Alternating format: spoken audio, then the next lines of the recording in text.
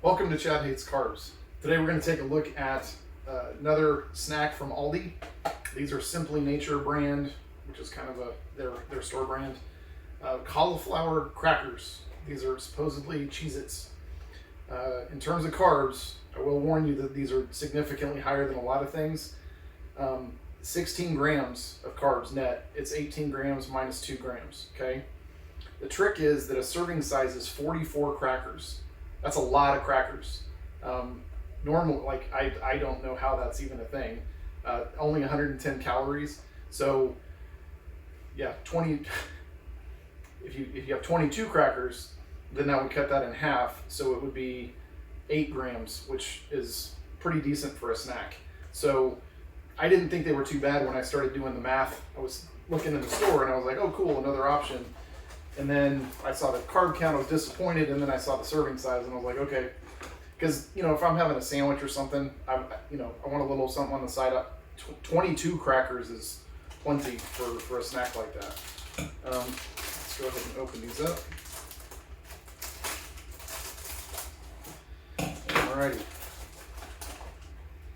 It's interesting that the smell is a little bit mustier than I would expect. Of course, it's cauliflower, so. Alright, so that could be some of why. You'll notice that the chips or the crackers are significantly thinner than the Cheez-It.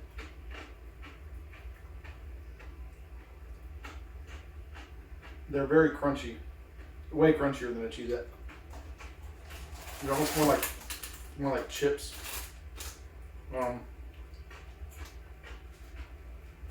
The cheese flavor is not overwhelming. And I don't know if it's strong enough to cover up the fact that it's cauliflower. They're not bad. I would say that I'd give them maybe I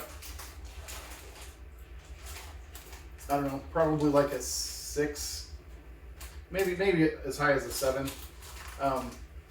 It definitely is not, like I said, the cheese flavor,